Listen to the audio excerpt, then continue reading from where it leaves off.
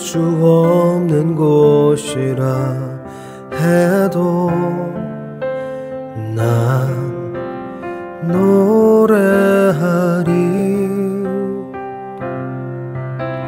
기도할 수 없는 곳이라 해도 난 기도하리. 주님 사랑의 손길이 나를 만들어 내 모습 이대로 사용하여 주시나 흐트러진 마음을 만지시어 이끄시는 곳 어디라도 나는 노래하리. 오늘의 본문 말씀 로마서 16장 17절로 27절 말씀 봉독하겠습니다.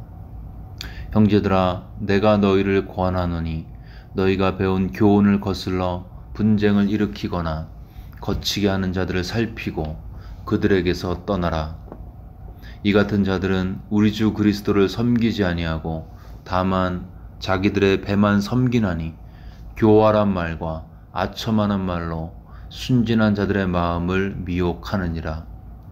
너희의 순종함이 모든 사람에게 들리는지라. 그러므로 내가 너희로 말미암아 기뻐하노니 너희가 선한 데 지혜롭고 악한 데 미련하기를 원하노라. 평강의 하나님께서 속히 사탄을 너희 발 아래에서 상하게 하시리라.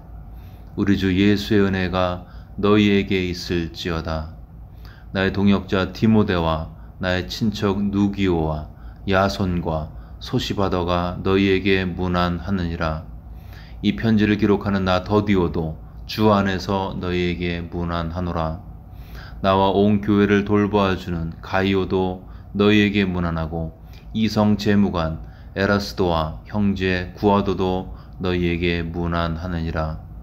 나의 복음과 예수 그리스도를 전파함은 영세전부터 감추었다가 이제는 나타나신 바 되었으며 영원하신 하나님의 명을 따라 선지자들의 글로 말미암아 모든 민족이 믿어 순종하게 하시려고 알게 하신 바 그 신비의 계시를 따라 된 것이니 이 복음으로 너희를 능히 견고하게 하실 지혜로우신 하나님께 예수 그리스도로 말미암아 영광이 세세 무궁하도록 있을지어다. 아멘. 오늘 본문은 로마서의 마지막인데요. 바울은 끝까지 거짓 선지자에 대한 경계를 하고 있습니다. 결국 교회를 걱정하고 있는 것이죠. 그는 잘못된 가르침이 얼마나 교회를 파괴하는지를 잘 알고 있었기 때문이었습니다. 본문에는 세 가지 거짓 선지자의 특징이 있습니다. 첫 번째는 로마 교회가 배운 교훈과 다른 내용을 가르치고 있습니다. 17절에 보시면 내가 너희를 권하노니 너희가 배운 교훈을 거슬러 분쟁을 일으키거나 거치게 하는 자들이라고 표현하고 있죠. 우리가 교회 안에서 의견이 다를 수가 있습니다. 괜찮죠. 근데 대부분은 괜찮지만 그 다른 내용이 복음의 본질과 관련되어 있다면 그들은 용납되어서는 안 됩니다. 바울이 로마서를 통해 소개한 복음과 다른 복음, 여러 모양, 여러 형태가 있지만 요약하면요, 예수님의 십자가와 부활로 인한 구속의 완성, 예수님의 죽으심과 부활로 인해 구원이 완성이 되었거든요. 근데 이미 완성된 그 구속의 역사에 다른 것을 추가하려는 시도들, 예를 들어서 율법을 지켜야 한다, 안식일을 지켜야 한다, 예수도 믿어야 되지만 이런 것들을 해야지 구원받는다, 이런 식으로 가르치는 것이 복음을 파괴하는 것들이죠.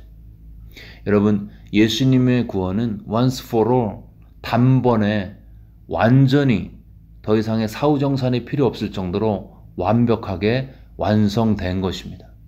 더 이상의 그 무엇이 추가가 필요 없는 것이죠. 만약에 예수님을 부인하진 않지만 구원에 있어서 예수님 외에 다른 것을 추가하려는 시도가 있다면 그것은 거짓 선지자의 모습이고 마땅히 배격해야 합니다. 거짓 선지자의 두 번째 특징, 그것은 자신의 배를 섬기는 자들. 18절에 보시면 이 같은 자들은 우리 주 그리스도를 섬기지 아니하고 다만 자기들의 배만 섬기나니. 이들의 궁극적인 목표는, 동기는 예수님이 아니라 자기 자신이었습니다. 그리스도의 몸인 교회가 아니라 자신의 영향력이었습니다. 사람들이 자기를 좋아해주고 자기의 영향력이 커지고 자기의 왕국이 커지는 것을 추구한 것이죠. 겉은 양의 옷을 입고 오지만, 그래서 겉으로는 예수님을 이야기하지만 속에 있는 것은 노략질하는 이리처럼 지나고 보면 자신의 유익만을 구하는 자들이었습니다. 노략질해서 순진한 사람들을 끼워서 자신의 배를 채운 것이죠. 우리가 예수님 믿으면서 우리 자신이 거짓 선지자일 가능성은 거의 없죠. 그렇지만 항상 그 고민은 해야 됩니다. 내가 이 일을 해서, 내가 이 사역을 해서, 내가 이렇게 행동해서 나는 나의 왕국을 세우고 있는가? 그리스도의 몸을 세우고 있는가? 내 배가 커지고 있는가? 그리스도의 몸인 교회가 성숙하고 있는가?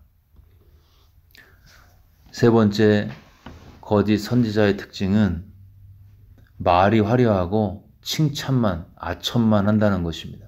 18절에 보시면 교활한 말과 아첨하는 말로 순진한 자들의 마음을 미혹한다. 이들은 말을 화려하게 잘했습니다. 말 잘하는 사람을 부러워하는데 이게 참 양날의 칼과 같습니다. 일단 말이 많고 말을 화려하게 하는 사람은 그 사람의 실체보다 과대평가를 받게 되어 있습니다. 반대로 말이 별로 없는 사람은 그 사람의 실체보다 과소평가를 받고 있을 가능성이 많습니다. 그래서 우리가 말 잘하는 것에 혹하면 진실을 놓칠 수가 있어요. 그러면 속지 않으려면 말의 화려함이 아닌 무엇을 봐야 할까요? 성경에서는 그들의 열매를 보라고 말씀하고 있습니다. 주님은 거짓 선지자들을 삼가라 말씀하시면서 그들의 열매로만 그들을 분별할 수 있다고 말씀하셨습니다. 겉으로 봐서는 모른다는 거죠. 누가 와서 말로 혹하게 해서 이 사람 너무 좋아, 그런 생각이 들면요, 잠시 숨을 고르고 판단을 유보하는 게 안전합니다. 왜냐하면 열매는, 말은 금방 판명이 되지만 열매는 맺는데 시간이 걸리기 때문이죠. 지켜봐야 된다는 것입니다. 지켜보되 일이 잘 되고 평탄할 때에 그 사람의 반응을 보면 안 되고요. 우리가 기분 좋고 즐거울 때는 마음에 악마가 들어있어도요, 천사 흉내를 낼 수 있습니다. 근데 일이 꼬이고 누가 봐도 짜증이 나는 환경이 되면 거기에서도 육신대로 승질 부리지 않고 자기를 꺾는 자기 부인과 남을 배려하는 친절함과 희생과 사랑과 헌신이 있는가? 이게 열매예요. 우리가 열매라 그러면 사역의 열매, 얼마나 큰 사역을 하고 예산이 얼마인가, 이런 거 생각하는데 성경에서의 열매는 그 사람의 성품을 지칭하는 것입니다.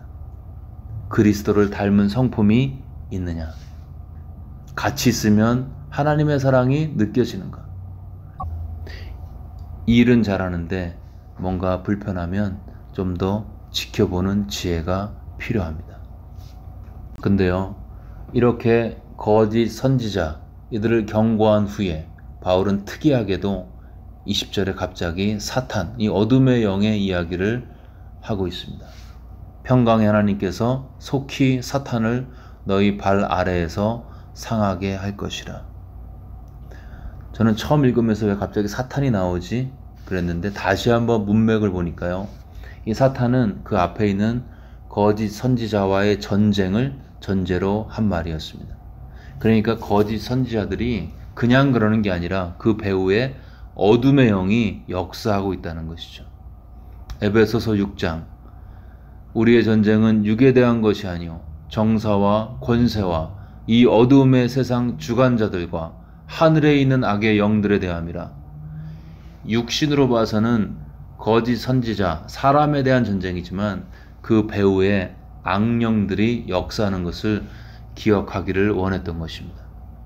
그러고 보니까 저 위에 거짓 선지자의 특징들은 다 사탄의 특징이었습니다. 다른 가르침을 증거했던 거. 이 사탄도 예수님의 복음의 완성을 기를 쓰고 방해했습니다. 예수님이 태어났을 때 헤롯을 충동해서 2살 이하 아기들 다 죽였죠. 예수님께서 베드로에게 이제는 예루살렘에 올라가서 내가 십자가 구속의 완성을 시켜야겠다. 그렇게 얘기했더니 베드로를 충동질해서 십자가를 지지 말라고 그렇게 했습니다. 근데 결국 사탄은 실패했죠. 예수님은 십자가와 부활로 사단의 머리를 박살내시고 승리하시고 구원을 완성하셨습니다. 이제 구원이 완성되었기 때문에 더 이상 복음의 형성을 막질 못하니까 이제는 사탄은 완성된 복음을 왜곡시키는 작전을 바꾼 것입니다. 어떻게요? 다른 복음을 충동함으로써 다른 복음을 통해서 온전한 복음, 완전한 가스펠을 희석시키는 전략으로 바꿨습니다. 이것이 사탄의 전략이었고 이 전략에 쓰임받는 자들이 거짓 선지자였습니다. 두 번째, 이들의 특징은 자신의 배를 섬기는 것이라 그랬죠. 사탄도 자기 중심적입니다. 사탄의 중심 동기는 자기가 하나님처럼 되는 것이었습니다. 자신의 왕국, 자신의 영향력, 자신의 파워, 거기에 포커스를 맞춘 사탄처럼 거짓 선지자도 그렇게 살았던 것이죠. 세 번째, 화려했습니다. 사탄은 괴물이지만 괴물처럼 나타나지 않습니다. 보암직하고 멋진 모습이죠. 그런데 속은 가짜입니다. 거짓 선지자의 특징은 다 사탄의 특징과 일치합니다. 그 얘기는 거짓 선지자의 이면에 악령들이 역사하고 있다는 것이죠. 그렇게 얘기한 후에 놀랍게도 바울은 평강의 하나님께서 우리를 이기게 할 것이라고 선포하고 있습니다. 사탄이 다른 복음으로 그럴듯하게 할 수 있고 겉을 화려하게 치장할 수는 있지만 사탄이 흉내낼 수 없는 것, 그것은 그리스도의 평강, 그리스도로 말미암는 평강이죠. 그리스도 때문에 누릴 수 있는 평강, 하나님과의 화평한 상태, 그 평강의 하나님께서 이기게 하신다고 선포하고 있습니다. 아무리 능력이 있어도 평강이 없으면 사탄적일 수 있습니다. 아무리 화려해도 평강이 없으면 사탄의 가짜 모조품일 수도 있습니다. 왜냐하면 그리스도의 화평케 하는 복음만이 우리 내면에 누가 어쩔 수 없는 하늘의 평안을 주시기 때문이죠. 평안은 모조품이 없습니다. 화목제물이신 그리스도만이 화평의 열매를 맺게 하시기 때문입니다. 내가 잘 가고 있는가? 잘 믿고 있는가? 이것이 궁금하다면 일의 성취나 사람들의 인정이 아닌 내 안에 부인할 수 없는 그리스도의 평강이 역사하는지를 살펴보면 됩니다. 바울은 다른 교훈을 가르치고 자신의 배만 불리고 말만 화려한 거짓 선지자들을 경고하고 그 기저에 악령이 있음을 명확하게 하고 있습니다. 감사하게도 평강의 하나님이 우리를 이기게 하실 것이라는 약속도 허락하고 있습니다. 이 평강은 화목제물로 오신 그리스도 안에서만 누릴 수 있는 진품이라고 말씀하고 있습니다. 예수님을 통해서 하나님과 화평케 된 자가 환난이 와도 핍박이 와도 코로나가 와도 하늘 평안 누리며 전진할 수 있습니다. 예수님을 믿고 회개할 때 임하는 하나님과의 평안으로 죄와 거짓 선지자와 사탄을 이기는 우리 모두가 되시기를 주의 이름으로 축원합니다.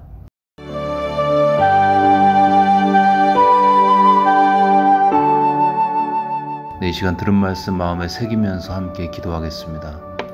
먼저 나 같은 죄인 위해서 십자가에서 죽으심으로 화목 제물이 되어주신 우리 예수님께 감사와 찬양을 드리겠습니다. 그리고 그렇게 예수님의 공로로 인해 하나님과 평안을 누리게 되었는데 이제 이 평안의 복음 들고 죄를 이기고 사탄을 이길 수 있도록 도와달라고 주님의 구속사역을 다시 한번 묵상하면서 감사하면서 기도하며 나가겠습니다.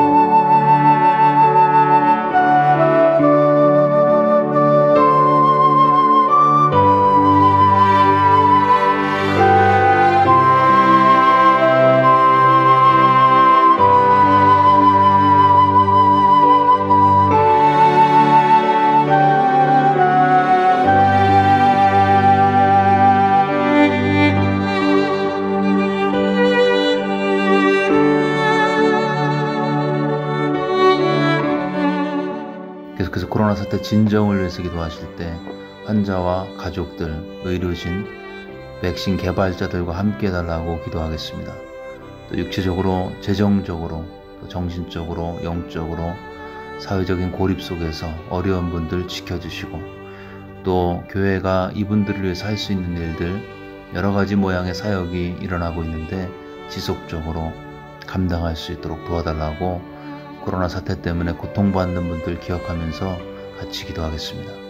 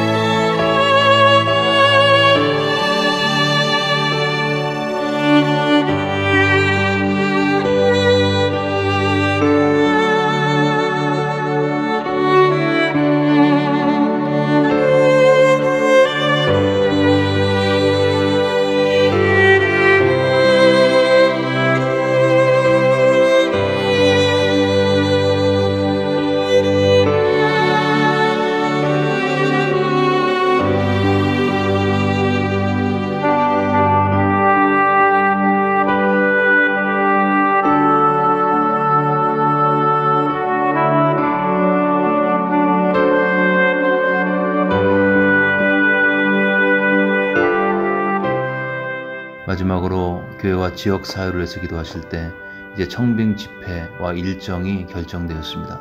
그 모든 과정 가운데 하나님의 뜻이 이루어지고 이 과정을 통해서 교회가 더욱더 하나가 되고 또 드러난 하나님의 뜻 가운데 모든 성도들이 순종할 수 있도록 도와달라고 기도하겠습니다.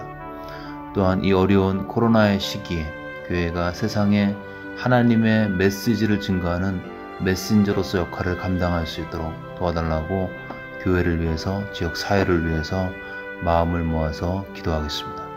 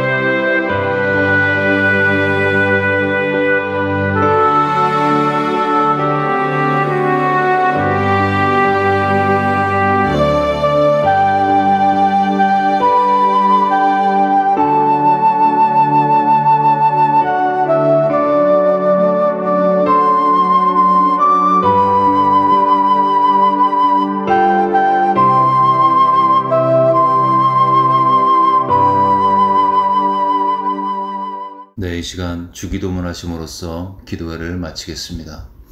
하늘에 계신 우리 아버지여, 이름이 거룩히 여김을 받으시오며 나라가 임하옵시며 뜻이 하늘에서 이루어진 것 같이 땅에서도 이루어지이다.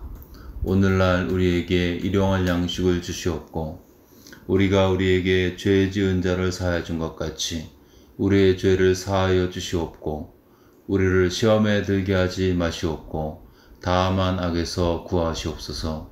나라와 권세와 영광이 아버지께 영원히 싸움나이다. 아멘.